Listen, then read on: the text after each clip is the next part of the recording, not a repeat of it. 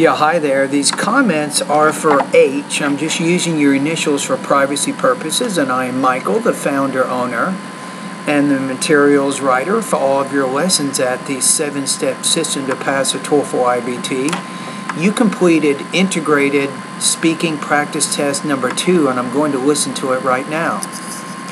Hello, this is Hanan.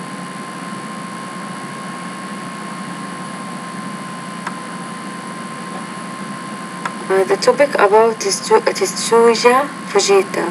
Fujita was scholar. He discovered kind of tornadoes by damage tornado.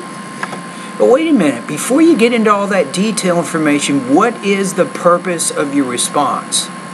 So you have to go back to the question. So the question is, what are the contributions that Tetsuya Fujita made to meteorology? So you have to start off with a very clear purpose by restating some of those key points.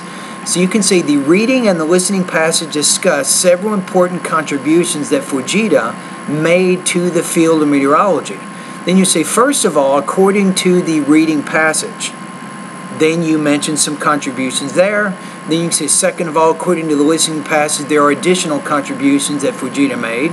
You explain those, and then you're done. In the 17th, he was famous because his create systems display the kind of tornadoes. Before anyone knew about the difference between tornadoes, but he displayed the difference. Well, the difference between tornadoes, or the difference in the intensity between tornadoes, or so he did create a scale of measuring tornadoes. So you're not exactly representing the information accurately. So be careful when you're summarizing. You want to make sure you don't change the meaning of anything. You don't misrepresent any information, that you completely accurately explain the most important points. Between don't sports and microsports. Also, he was make machines. But why did he, or why was it important for him to discover the downburst and the microburst? You have to relate that to a bigger idea. So you have to say one major contribution that Theodore Fujita made was he discovered the difference between tornado and non-tornadic winds like the downburst and the microburst. Then you talk about what the downbursts and the microbursts are and how they're not tornadoes and why that was important to meteorology. That way you've completely explained the information as it relates to a bigger or more general purpose. Transparency for tornado. And today students study his word for studying, and they benefit from his knowledge.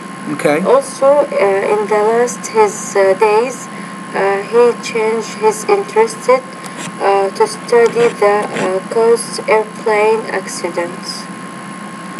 Okay, but here's the thing I think you're missing. One major contribution is he was a professor to a lot of meteorological students in the past who are now leaders in this particular area of expertise. So you didn't completely make that connection. All right, so what can we say here? So let's take a look at your score here, and I'm going to break it down into 3 specific areas. So first, let's talk about your pronunciation. So with pronunciation, I think you need to make some improvements in terms of speaking more clearly, but how can you speak more clearly? So I think it's pretty safe to say you're just not comfortable speaking about academic information. This is what this tells me as a teacher. So you want to spend more time reading things, for example, reading newspapers, reading magazines, reading books and things. You have to have a little more exposure to the language. It makes it easier to speak and write about more technical or complex information. Remember that your graduate program will have information that's a lot more complex than what you listen to in this video. Okay, so delivery, I'd like to see you make some improvements with sentence rhythm, intonation, and thought groups and blending. You can learn more about these areas by going to the pronunciation area of my course, and specifically if you want some specific guidance here, I'll give you some suggestions. So first of all, you might want to go on the internet also with me right now. So let's go to step 2, which is pronunciation.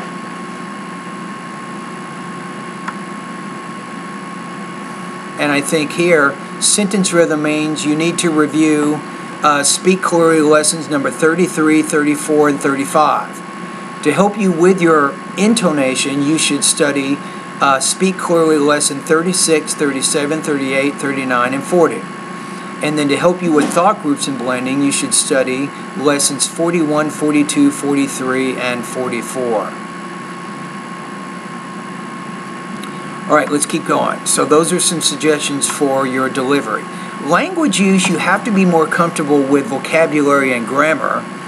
So you have some difficulties, I think, speaking about academic information. So my first suggestion is continue to study vocabulary lesson number 3. Once you've done that, you should also study vocabulary lesson number 4, 5, and 6. That's going to help expand your vocabulary, so it'll be much easier for you to speak about a wide range of ideas if you have a better vocabulary. In addition to that, you can continue to improve your grammar by doing what you're already doing. Study in the grammar part of my course based on the lessons that you had trouble with. Now, what does that mean? Let's go to the grammar part of our course for just a minute. You might want to do this. So we'll go to grammar step 3, and I'm going to go to the pretest.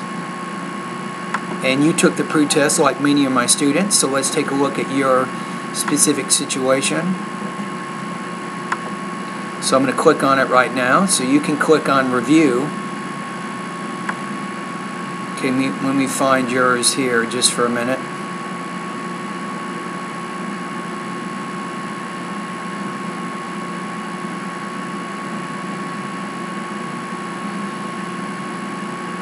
Okay, I think we have, okay, here we go.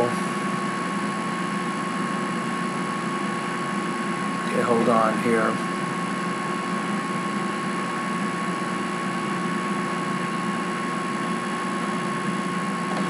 Yeah, I don't see it in here. Maybe I'm missing it. Hold on.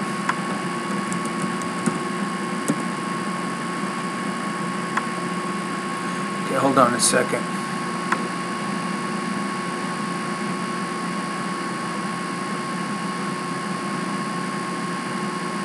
Okay, anyway, under the pretest, you will see there are some specific lessons that you can focus on based on some of the errors that you made. So you should go over those specific grammatical lessons to help you improve in those areas. That helps you make some progress, I think, with your language use, which is going to be very important. Actually, I found it right now. Here we go. So right now, you took the grammar pretest, right? So your score here was 28%. So if you review this grammar test, it means that you don't have a very strong knowledge of English grammar. What does that tell you? That means it's going to be difficult for you to write and speak until you improve those. So the lessons that you want to focus on, if you go to question number 2, you need to go to lesson number 9, sentences with multiple clauses. Question 3, you need to study lesson 2, sentences with prepositional phrases. When you go to question number 4, you should review lesson sentences with appositives, lesson number 4, and so on. So every question you missed, you can continue to review those lessons. I even recommend that you create what's called a grammar journal, that you start writing down on a sheet of paper some of the new sentence structures that you see, some of the new grammar that you see. Get this down in note form in your own journal so you can review this at a later date. And it makes you more active in your own learning process. Okay, so in terms of topic development, I think you misrepresented, you didn't really completely explain all the information, which means you're having some problems with your reading and some problems with your listening. So you have to keep improving those areas too. Your score here, I'm going to put you on this one about 1.83 out of 4, or 14 points out of 30 on this particular practice test. Now, for the purposes of our class, 1.83 is going to put you at 65% on this assignment. All right, hang in there. And by the way, this is the most difficult practice test on the TOEFL and in my class, so you just got the most difficult one completed. Anyway, thank you for doing the assignment. So now you know some of your strengths and weaknesses again as a speaker of American English. You also know specific lessons in my online TOEFL course that you can review and study to help strengthen your overall academic English language proficiency. That way, you'll be more prepared when you enter your graduate program.